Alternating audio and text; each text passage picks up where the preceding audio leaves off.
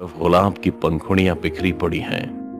Happy birthday to you, पीछे से राज ने कहा। रूम की सजावट देख संजना की खुशी का ठिकाना नहीं रहा।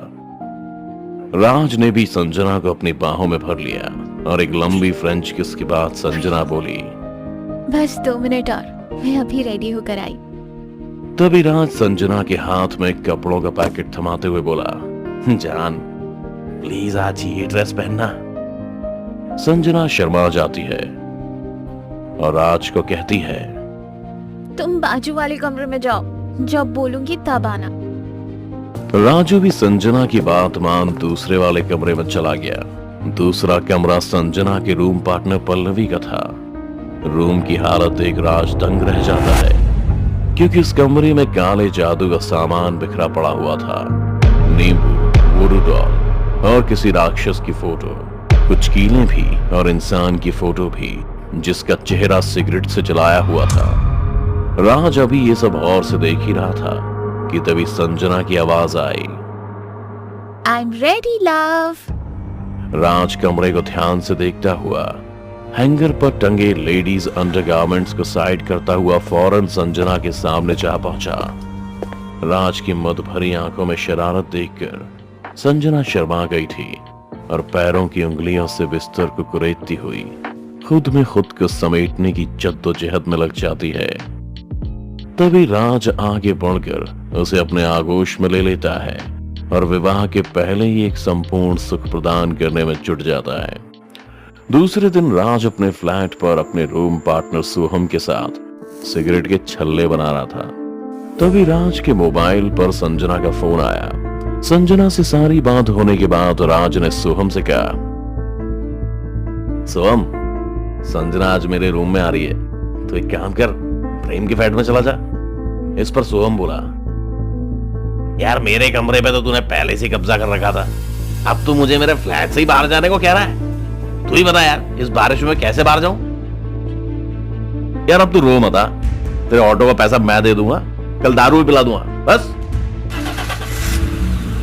राज की बात मान सोहम फ्लैट से जा चुका था।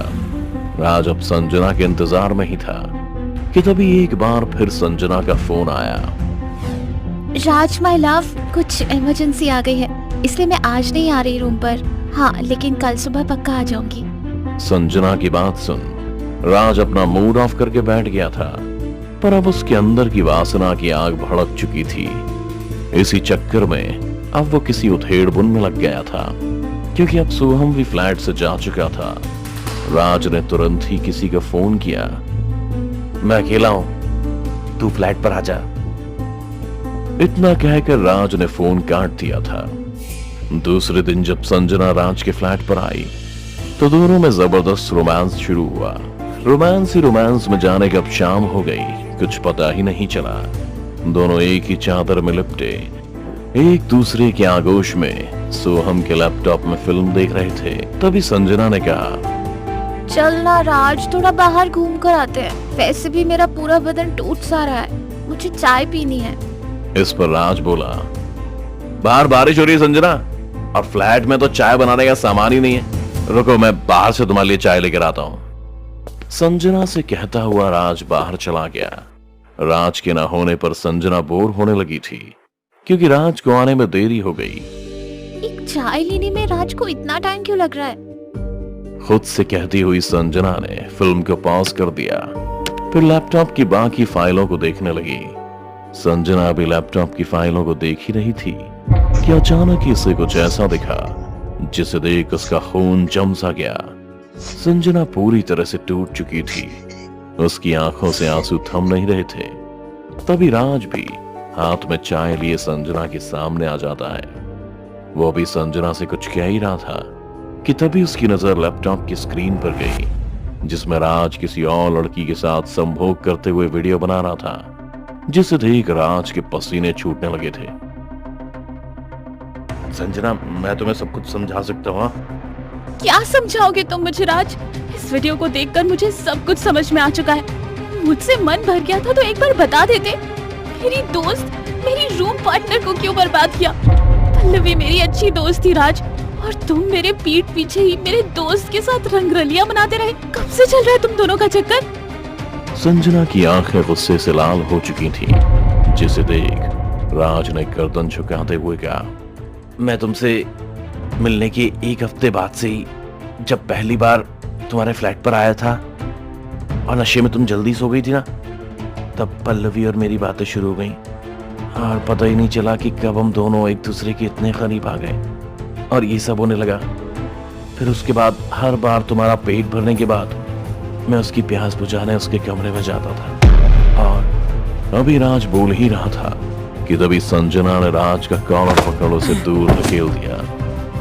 छी राज, मैंने तुमसे प्यार किया था और तुमने मुझे कहीं का नहीं छोड़ा। इतना कहकर संजना रोती हुई राज के फ्लैट से चली गई। राज भी उदास मन से बिस्तर पर लेट गया और सो गया। रात अपने उफान पर थी कि तभी राज के फ्लैट पर किसी ने दस्तक दी।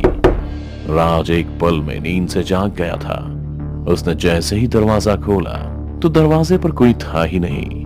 राज दरवाजा बंद करके जैसे ही पीछे मुड़ा तो देखा संजना छत से उल्टी लटकी हुई थी। उसके गले में टूटी हुई रस्सी थी, जैसे किसी ने उसे फांसी लगाई हो। और संजना के पेट में खंजर भी घुसा हुआ था। राज संजना की हालत देखकर डर के मारे कांपने लगा था। वो डर के मारे वापस अपने फ्लैट से बाहर जाने को मुड़ा ही था कि देखा संजना उसके ठीक आंखों के सामने खड़ी है।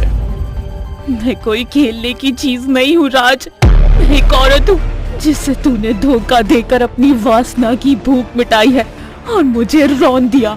उसकी कीमत तो तुझे चुकानी ही पड़ेगी। इससे पहले कि राज संभल पाता, संजना ने अपने पेट से खंजर निकाल के राज के पेट में खोप दिया। राज दर्द के मारे तड़पने लगा था। वो अपना दर्द बर्दाश्त नहीं कर पाया और नीचे गिर गया।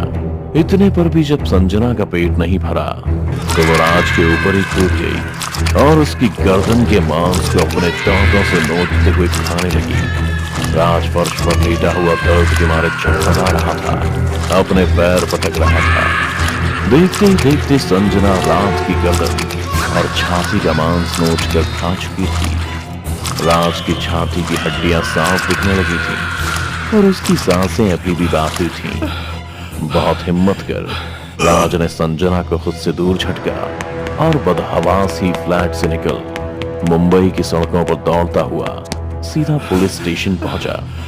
सर, मुझे बचा लीजिए, वो संजना मेरी जान की दुश्मन बन गई। पता नहीं उसे क्या हो गया, वो बस मेरे जिस्म का मांस नोच के खा रही थी। प्लीज मुझे संजना से बचा लीजिए।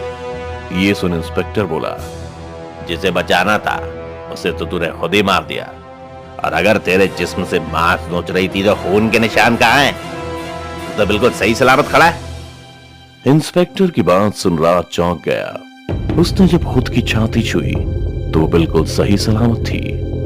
राज के जिस्म पर खून का एक कतरा भी नहीं था। उसे समझ नहीं आ रहा था कि उसके साथ फ्लैट में संजना ने जो किया, राज के पेट में खंजर घुसाना और उसके साथी का मांस नोचना, वो सब क्या सिर्फ एक वहम भर था? ये सब सोचकर ही राज के होश उड़ गए। तभी इंस्पेक्टर ने हवलदार से चिल्लाते हुए कहा, जिंदे, बड़ी चर्बी चढ़ी है, डाल इसको लॉकअप में, अभी इसकी सारी चर्बी उतारता हूँ। साला मैं बेवकूफ बनाने चला है, वैसे भी हम इसे ही पकड़ने जा रहे थे। इंस्पेक्टर की बात मान हवलदार ने तुरंत ही राज को गर्दन से पकड़ उसे लॉकअप में बंद कर दिया। मार खाते वक्त राज को भी पता चला कि इस पर धारा 375, 376 और 302 लगी है, यानी रेप के बाद मर्डर का केस, जिसमें बेल भी नहीं मिलती। राज की हालत बद से बदतर होती जा रही थी। इंस्पेक्टर और हवलदार राज से उसका जुर्म कबूल करवाने लगे हुए थे, पर राज ने मुंह खोला तो सिर्फ चीखने और चिल्लाने के लिए। रात के 3 बजने को हो गए, पर राज ने इंस्पेक्टर के आगे अपना जुर्म नहीं कबूला। पर हर मार, हर चोट के बाद राज इंस्पेक्टर से बस इतना कहता कि उसे एक आखिरी बार संजना का चेहरा देखना है। उसके बाद इंस्पेक्टर जैसा बोलेगा, राज अपना जुर्म कबूल कर लेगा। इंस्पेक्टर ने राज की बात मानी और राज को सीधा संजना के फ्लैट पर ले गया, जहां पहले से ही संजना की रूम पार्टनर पल्लवी मौजूद थी। पल्लवी की बातें सुन राज को संजना के साथ हुई वारदात के बारे में पता तो चल गया था, लेकिन उसे इस बात पर अभी भी यकीन नहीं था कि संजना को उसने